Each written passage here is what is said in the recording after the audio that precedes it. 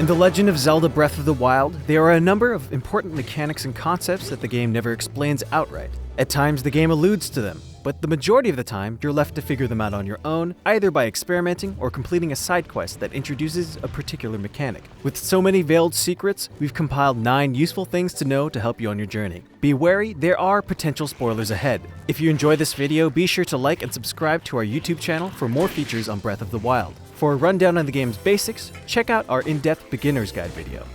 Number 1. How to perform a perfect dodge, parry, and charged attack. Against the tough enemy, there are 3 advanced and essential combat techniques: perfect dodge, parry, and the charged attack.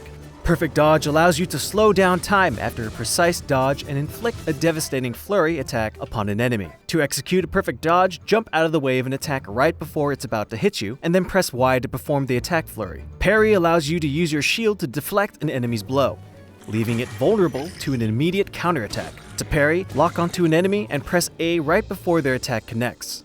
The charged attack allows you to perform a powerful offensive maneuver. Each weapon type sports a different charged attack. For instance, the sword has a 360-degree attack that covers you on all sides, while the spear has a flurry of stabs. To use a charged attack, simply hold the Y button in combat. Number 2. How to shieldboard. It's possible to use your shield to slide down hills and steep inclines. To do so, hold ZL to bring up your shield, then jump forward and press A. As you slide on your shield, you can shoot arrows or press the Y button to perform tricks. Note that sliding on your shield wears down its durability, so use this ability wisely.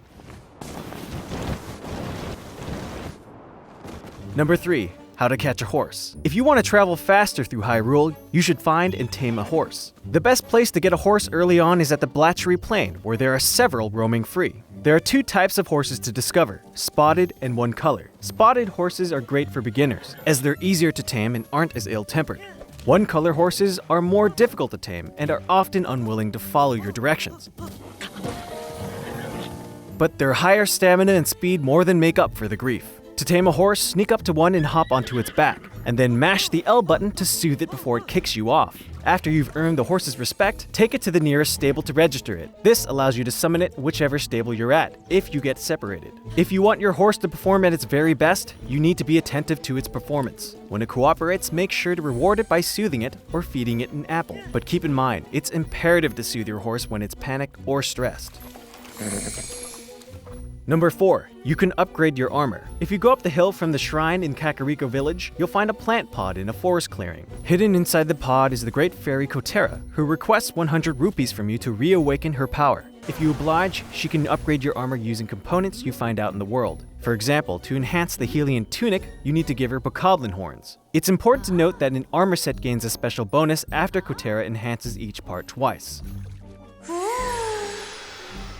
Number 5. You can grab fairies. It's possible to grab fairies floating in the air. Doing so turns them into a usable item, which can revive you when your health fully depletes. As a result, fairies are a precious commodity that shouldn't be wasted. You can typically find fairies near any of the 3 great fairy fountains or hiding in tall grass. Number 6. You can reassign your heart containers and stamina vessels. In Hateno Village, you can find a mopey-looking statue at the bottom of the hill on the other side of the village entrance. If you talk to it, you'll initiate a side quest where the statue steals some of your essence. Speak to it again to reclaim what was taken from you. The statue offers you a deal where you can sell it one of your heart containers or stamina vessels for 100 rupees. This might sound like a bad trade-off at first, but you're actually able to talk to it again and pay 120 rupees to acquire either a heart container or a stamina vessel in return. This is a handy resource, as you're essentially paying 20 rupees to reassign the upgrades you've acquired throughout your journey.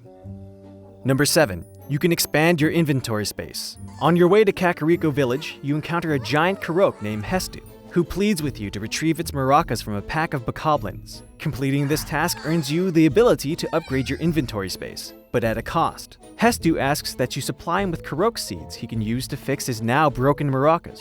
These special seeds can only be acquired by finding Korok hidden in the environment. For example, you can find one hidden beneath a rock on top of one of the pillars of Levia. For every Korok seed you bring Hestu, he'll upgrade the space of an inventory category of your choice. Keep an eye out for anything that seems out of place in the environment. If something seems amiss, chances are that there's a Korok hiding there.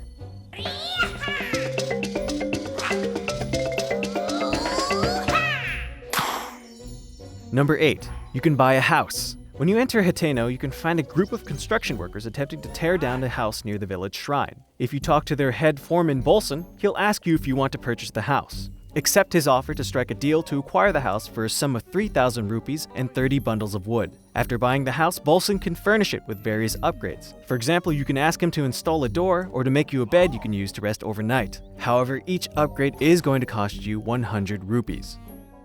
Number 9. You can dye your clothes. In Hateno Village, the second shop to the right allows you to dye your clothes various colors for the cost of 20 rupees. You also need 5 items that share in the dye color you wish to use. These can be any materials you find out in the wild. Keep in mind the shopkeeper dyes your entire outfit the color you choose, so it's best to mix and match what you want colored for more efficient use of your money. But if you change your mind about the colors you choose, you can always revert back to the original color scheme for another 20 rupees. If there's anything we missed, shout it in the comments below. And for more coverage on The Legend of Zelda: Breath of the Wild, go check out our full review.